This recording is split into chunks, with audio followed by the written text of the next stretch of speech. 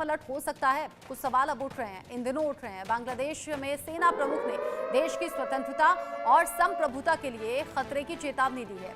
बांग्लादेशी सेना प्रमुख हैं वकार उस जमान। उनका कहना है कि उनकी कोई और बड़ी इच्छा नहीं है। उन्होंने कहा कि बांग्लादेश में हालात स्थिर हो और वो ये चाहते हैं कि सुरक्षित हाथों में बांग्लादेश जाए, यानी कि सुरक्षित हाथों में देखना चाहते हैं बांग्लादेश को। उन्होंने कहा कि पिछले 7 से 8 महीनों में बहुत कुछ झेला है। उन्होंने चेतावनी भी दे दी है कि बांग्लादेश में अगर हालात ठीक नहीं होते तो फिर अब कल को ये ना कहा जाए कि आगाह नहीं किया था, यानी कि बांग्लादेश के नागरिक कल ये ना कहें कि आर्मी चीफ ने उन्हें कुछ नहीं बताया। आर्मी चीफ ने आगे कहा कि और अब आप अपने मतभेदों से आगे नहीं बढ़ सकते और एक दूसरे पर कीचड़ उछालना जारी रखते हैं तो बांग्लादेश खतरे में पड़ जाएगा। आर्मी चीफ ने इस बात पर भी जोर दिया कि दिसंबर तक स्वतंत्र और निष्पक्ष चुनाव यहाँ होने ही चाहिए, जो कि वक्त की जरूरत भी है। ये होना जरूरी है।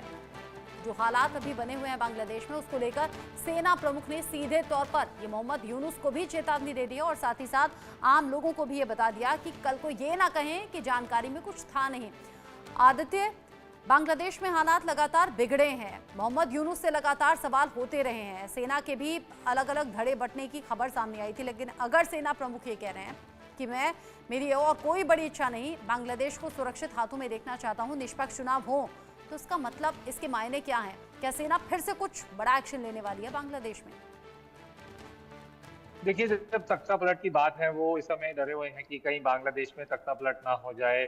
अभी हमने जिस तरह से देखा कि बांग्लादेश के कोक्स बाजार एयरपोर्ट पे जो भीषण हमला हुआ, उसके बाद और भी वहाँ की जो आर्मी स्टैब्लिशमेंट है बांग्लादेश की, वो भी बिल्कुल खौफ में है कि कुछ ऐसा प्रॉब्लम ना होगा। और जब से हमने देखा है ये मोहम्मद यूनिस की जो अंतरिम सरकार आई है, इसके आने के बाद एक तरीके से इंस्टेबिलिटी बहुत ज्यादा हो गई है बांग्लादेश में। आए दिन वायलेंस के इंसिडेंट्स हो रहे हैं, कहीं आग लगाई जा रही है। मॉब का एक कल्चर जो ये शुरू हो गया है बांग्लादेश में। ये एक वहाँ की जो उनको आर्मी के चीफ हैं बांग्लादेश, तो उनको लग रहा है कि कहीं इससे बहुत बड़ी प्रॉब्लम ना हो जाए। इंटरनल सिक्योरिटी सिचुएशन तो ऑलरेडी खराब होती जा रही है दिन पे दिन, और फिर पाकिस्तान का जो इंक्रीज्ड इन्वॉल्वमेंट हो रहा है बांग्लादेश में, एक तरीके से बांग्लादेश को दोबारा से पाकिस्तान एक अपना एक कॉलोनी बनाना चाह रहा है ताकि वो अपना प्रॉक्सी वार आगे कर सके। तो ये एक बेहद चिंताजनक बात है, जिससे बांग्लादेश की जो इंटरनल पॉलिटिक्स है उस पर भी असर पड़ रहा है। और हम देखा जा रहा है कि पूरी कोशिश हो रही है बांग्लादेश में किसी तरह कोई भी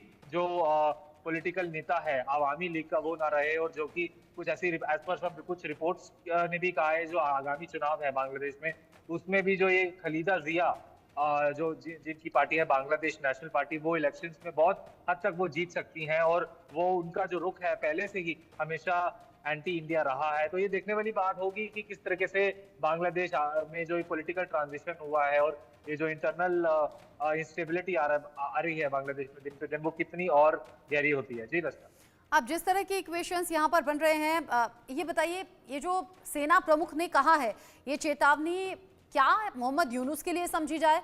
क्या आने वाले वक्त में जल्दी चुनावों की तरफ इंडिकेशन समझा जाए, या फिर सेना प्रमुख अपनी जिम्मेदारियों से मुक्त होना चाहते हैं कि कल को यहाँ की आवाम ना मुझे घेरने लगे? क्योंकि शेख हसीना का कुर्सी से हटना या देश छोड़कर जाना, इसके पीछे सेना का सबसे बड़ा हाथ था। जी, अब वो जो सेना के प्रमुख है बांग्लादेश, उनको भी अंदर कहीं ना कहीं डर है कि जब से ये मोहम्मद यूनिस की जो अंतरिम सरकार आई है, इसके बाद जो इंस्टेबिलिटी है बढ़ने लग गई है, तो कहीं ऐसा ना हो जाए कि बहुत ज्यादा ओपन प्रोटेस्ट हो जाए बांग्लादेश में, लोग सड़क पे आ जाएं और ऐसा पॉलिटिकल इंस्टेबिलिटी ऑलरेडी है और भी एक्सेंचुएट हो जाए, जिसकी वजह से एक इंटरनल प्रॉब्लम आ सकती है। तो वही इसी वजह से वो चाह रहे हैं कि इलेक्शन भी हो जाए और जो डेमोक्रेटिकली इलेक्टेड गवर्नमेंट है वो बांग्लादेश पे आए, क्योंकि जो अंतरिम सरकार है ये बांग्लादेश को नहीं संभाल पा रही है। इसके जो इंटरनल जो इश्यूज हैं, जो लोगों के इश्यूज हैं, उन पे नहीं डिलीवर कर पा रही है और ताकि चीजों को बद से बदतर कर रही है। जी अच्छा, एक बड़ा अपडेट बांग्लादेश से ये भी आदित्य, क्योंकि छात्र जो संगठन था, छात्र जो नेता थे, उन्होंने आंदोलन किया, शेख हसीना की कुर्सी गई, और इसी बीच छात्र नेता रहे नाहिद इस्लाम ने अपने पद से इस्तीफा दे दिया, जो कि मोहम्मद यूनुस सरकार में मंत्री रहे। और अब माना जा रहा है कि या तो नई पार्टी बना सकते हैं या किसी पार्टी के साथ जा सकते हैं, और नए इक्वेशंस अब आने वाले वक्त में बांग्लादेश में दिखाई देंगे। कुछ जानकार तो ये भी कह रहे हैं कि आने वाले वक्त में हो सकता है पीएम की कुर्सी पर भी नाहिद को देखा जाए। बहरहाल नजर आप बनाए रखिएगा आदित्य, बहुत शुक्रिया आपका ये सभी जानकारी दर्शकों तक पहुंचाने के लिए। आगे बढ़ेंगे, भारत से ब्रह्मोस मिसाइल खरीदने वाले